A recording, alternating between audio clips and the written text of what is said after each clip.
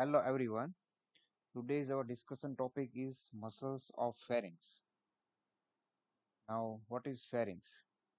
Pharynx is a funnel-shaped fibromuscular tube which extends from base of skull up to esophagus, and it is lined throughout its length with mucous membrane.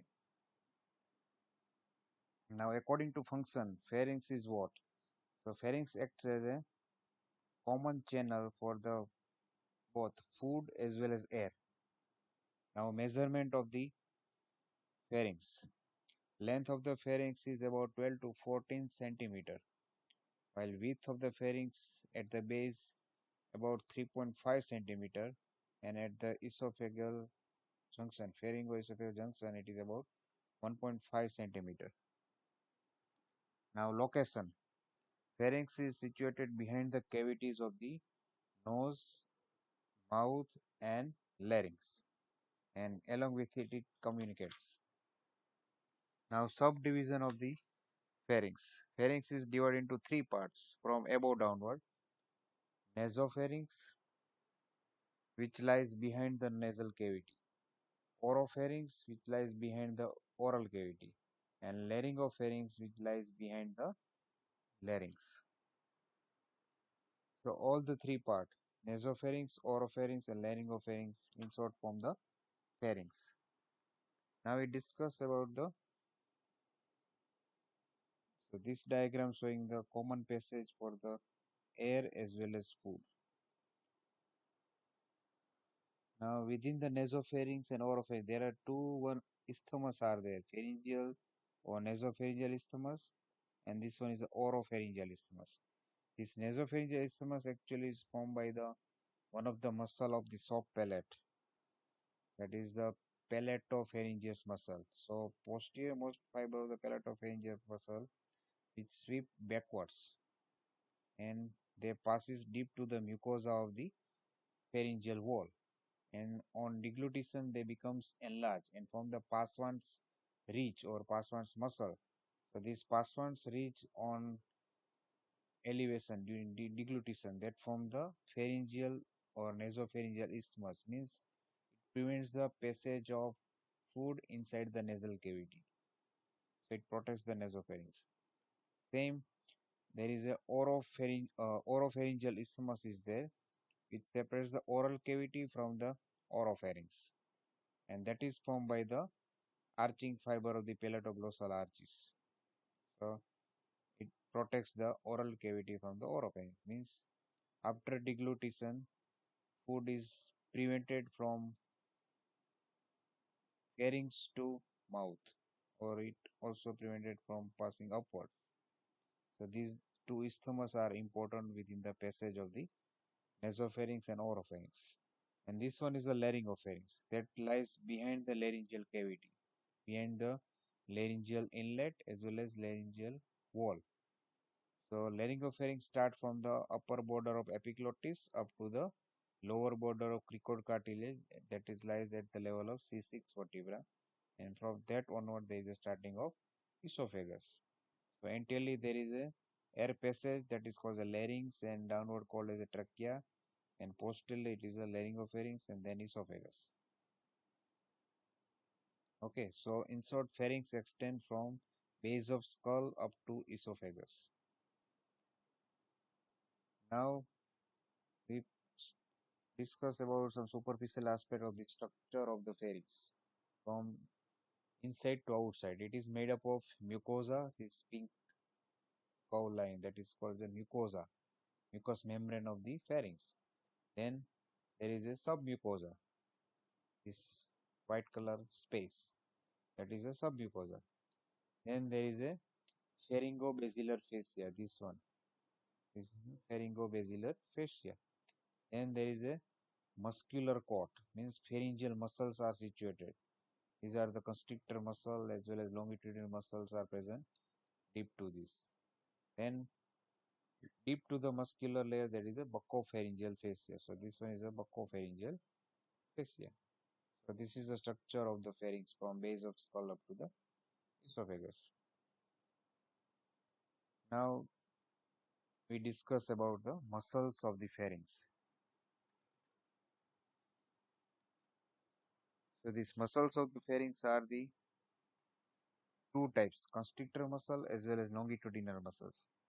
There are three constrictor muscle of the pharynx, superior, middle, and inferior constrictor muscles. They are arranged like a flower pot without base.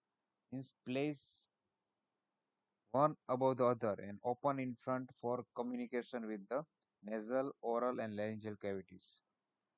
So, inferior constrictor muscle overlaps the middle constrictor, and which in turn overlaps the superior constrictor muscles. So, this diagram showing the exact arrangement of the from above downward superior constrictor, middle constrictor, and inferior constrictor muscles. Now, these constrictor muscles mainly form the bulk of the mucous muscular layer of the pharyngeal wall. They arise in front of the margin of the posterior opening of the nasal cavity, oral cavity, and laryngeal cavities. Then fiber passes backwards in a fan-shaped manner and finally into the lateral as well as posterior wall of the pharynx. They are inserted into the median fibrous raphe. This is the inner opening of the pharynx, that is mucous lining. So behind this there is a, on the median aspect there is a pharyngeal raphe is there. So finally this within the median fibrous raphe all the three constrictor muscle are inserted above downward that extend from base of skull up to the lower border of the cricoid cartilage, or we can say up to the esophagus. Now discuss one by one origin, insertion, nerve supply, and action of the all the constrictor muscle. So superior, middle, inferior constrictor muscle. So this diagram showing the superior, middle, and inferior constrictor muscle. Now first of all, origin of the superior constrictor muscle. It is a quadrilateral in nature or shape. So it arises from the posterior portion of the mandible. So starting from the first point, that is pterygoid humulus, then pterygomandibular raphe, then medial surface of the mandible at the upper end of the mylohyoid line here, and also the side of the posterior part of the tongue. So these are the 4 points that provides origin of the superior constrictor muscle of pharynx. Then its fiber passing backwards, and within this median fibrous raphe all the three constrictor muscle are inserted within the posterior wall. So origin is anteriorly, insertion is backward. Right. So insertion of the superior constrictor muscle is from above downward. At the here there is a presence of pharyngeal tubercle on the base of the skull and also into the median fibrous raphe where there is insertion of superior constrictor muscle of pharynx, and it is supplied by the pharyngeal branch of the vagus nerve carrying the fibers of the cranial root of accessory nerve. Then middle constrictor muscle. It is a fan-shaped muscle, so that is related with the hyoid bone. This one is the hyoid bone, right? So it arises from the lower part of the stylohyoid ligament. This one is the styloid process, and this one is the hyoid bone. This one is the stylohyoid ligament. So lower part of the stylohyoid ligament, then lesser horn of the hyoid bone, then upper border of the greater horn of the or cornu of the hyoid bone. These are the three origin of the middle constrictor muscle. Then it fibers passes in fan-shaped manner backward and it finally inserted into the median fibrous raphe. Same nerve supply is pharyngeal branch of vagus nerve carrying via cranial root of accessory nerve. Then inferior constrictor muscle. Inferior constrictor actually divided into two parts, thyropharyngeus and cricopharyngeus. This one is the thyropharyngeus and this one is the cricopharyngeus. Now, thyropharyngeus arise from the oblique line on the lamina of the thyroid cartilage and also the tendinous band between the thyroid tubercle and cricoid cartilage here. And cricopharyngeus arise from the cricoid cartilage. And both the parts of the inferior constrictor are inserted into the median fibrous raphe. Now, nerve supply is the different one because thyropharyngeus is obliquely, fibers are arranged obliquely, while cricopharyngeus having a horizontal fibers. So, thyropharyngeus having nerve supply via pharyngeal plexus as well as external laryngeal nerve, while cricopharyngeus supply by the recurrent laryngeal nerve. Now, action of all the three constrictor muscle is they help in the deglutition, while lower part of the inferior constrictor, that is the cricopharyngeus, that close the entrance of the esophagus due to its sphincter-like action. Thyropharyngeus having oblique fiber, so they are having a propulsive action and it has sphincter-like action. So this diagram also showing the origin of the superior, middle and inferior constrictor muscle. So you have to remember in this way, superior constrictor muscle that is related with the mandible, anterogoid humulus, pterygomandibular raphe, side of the base of the tongue as well as side of the medial surface of the mandible. Middle constrictor that is related with the hyoid bone and also the lower part of the styloid ligament. And inferior constrictor, particularly the thyropharyngeus related with the thyroid cartilage and cricopharyngeus related with the cricoid cartilage. And there is a potential gap is present between the thyropharyngeus and cricopharyngeus. This potential gap, it is known as the Killian's dehiscence or pharyngeal dimple.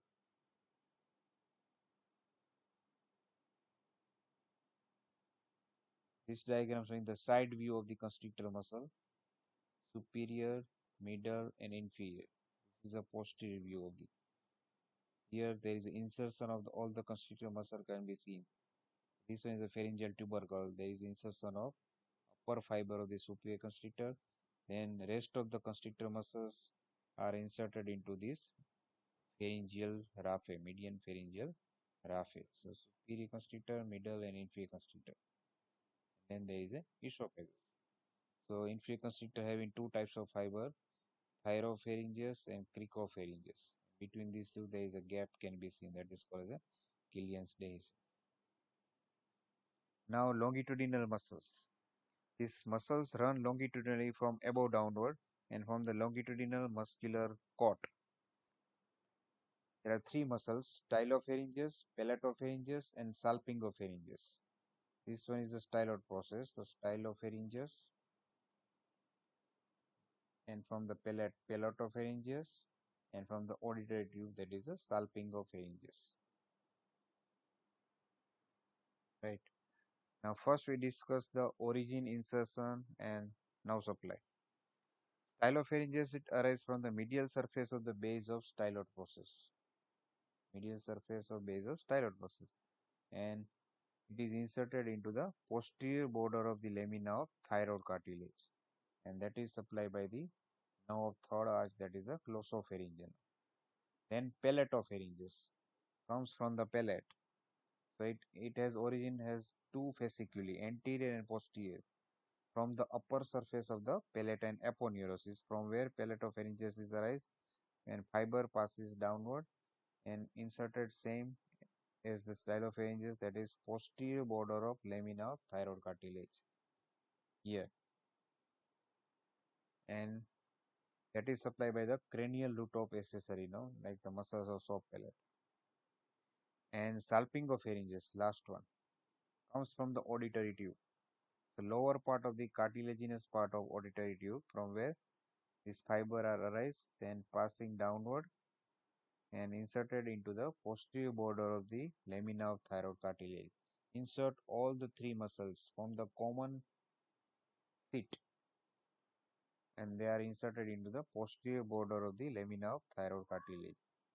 Same salpingopharyngeus is also supplied by the cranial root of accessory nerve via pharyngeal plexus. Now action of the all the longitudinal muscle is they elevate the larynx and shorten the pharynx during swallowing.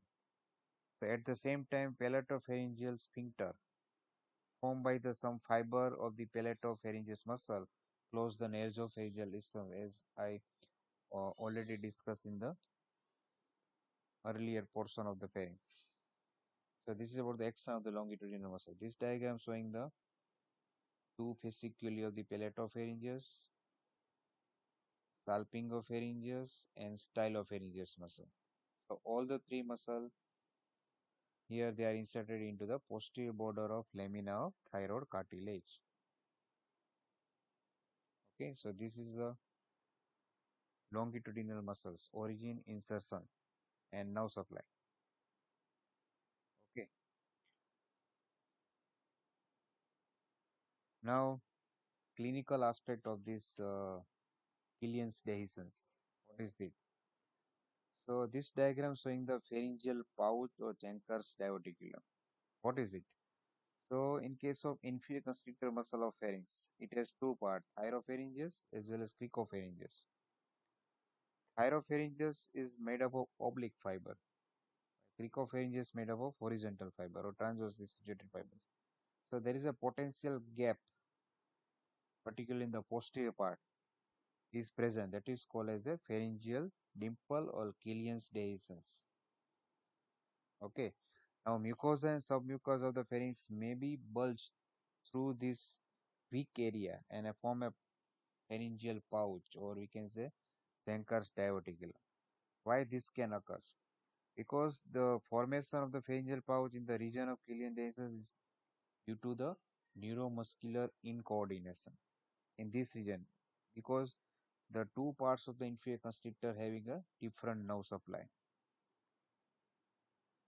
because the propulsive thyropharyngeus is supplied by the pharyngeus plexus and sphincteric cricopharyngeus is supplied by the recurrent laryngeal. So if the cricopharyngeus fails to relax when the thyropharyngeus become contracts, so bolus of the food is pushed backwards and then there is a tendency to produce a diverticulum. So this is called as a pharyngeal pouch or Schenker's diverticulum. Now there are gaps present within the pharyngeal wall. There are four gaps exist on either side of the pharyngeal wall in relation to the these superior, middle, and inferior constrictor muscles. So now some structures are passing through this gap. So first of all, between the base of the skull and superior constrictor muscle of pharynx. So this space is called as a sinus of Morgagni. It provides passage of auditory tube, or we can say pharyngotympanic tube. Then one of the muscle of sopra, that is less levator veli palatini muscle. Then ascending palatine artery and palatine branch of the ascending pharyngeal artery. So these four structure, one structure cannot be seen in this diagram. Only three structure can be seen. So this total four structure passes through the sinus of Morgagni, or we can say space between base of skull and superior constrictor muscle of pharynx. Now gap between superior and middle constrictor provide passage of stylopharyngeus and its nerve supply, that is glossopharyngeal nerve. Between middle and inferior constrictor, it provides passage of internal laryngeal nerve as well as superior laryngeal vessels. Then between inferior constrictor and esophagus, it provides passage of recurrent laryngeal nerve and inferior laryngeal vessels. So this is the Killian's dehiscence.